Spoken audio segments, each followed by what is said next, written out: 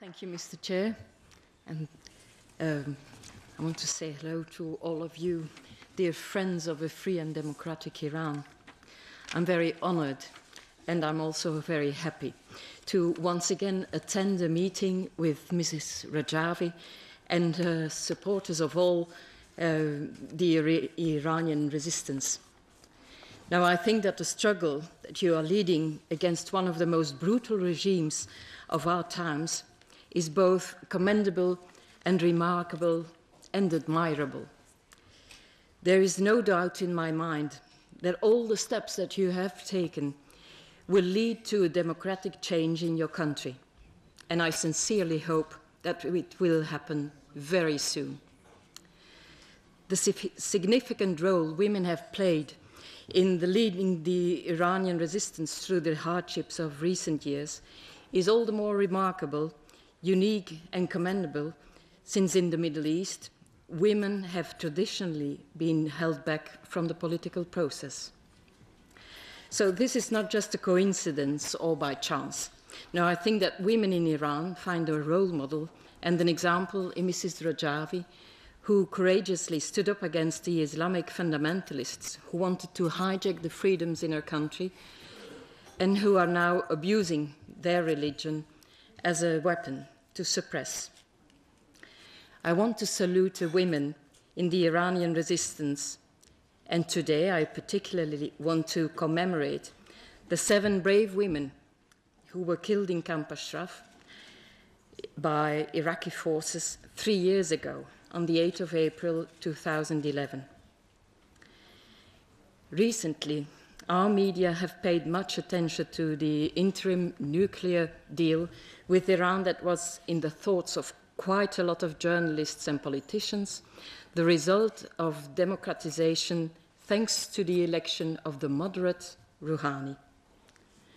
Now that, ladies and gentlemen, I think is what is called wishful thinking. After 10 months in power, there is no sign of moderation. The facts and the figures and the truth prove the opposite. The number of executions in Iran have almost doubled. Journalists and bloggers have been arrested and jailed. Members of ethnic and religious minorities have been tortured and executed. Students continue to be harassed in universities, and the economy is at its worst state. In short, there is no improvement in the living and working conditions. There is no improvement when it comes to freedom of speech or other human rights in Iran with this moderate Rouhani. We are all witnesses of the reaction of the Rouhani government to the resolution that was adopted last week in this House of the European Parliament, in which the Rouhani government was urged to improve human rights in Iran. Now, all senior officials of the regime, including Rouhani and his foreign minister, rushed to condemn this resolution, and it wasn't even a strong resolution. They even went so far as to summon the Greek ambassador, who is the rotating EU president, and yesterday they annulled the visit of a parliamentarian delegation that was scheduled to go to Strasbourg next week. Are these the sign of a moderation? I don't think so. They are clear signs of a fragile and desperate regime that wants to stay in power and maintain control at any cost.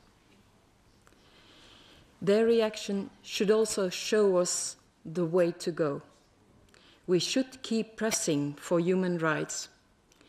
It is the weakest point of any dictatorship. So we shall continue to press until the day we see a democratic change in Iran.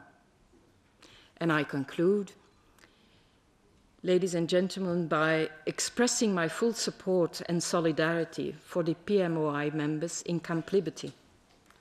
Please be assured that we in the Belgian Federal Parliament will continue to fight for your rights and your protection. Thank you.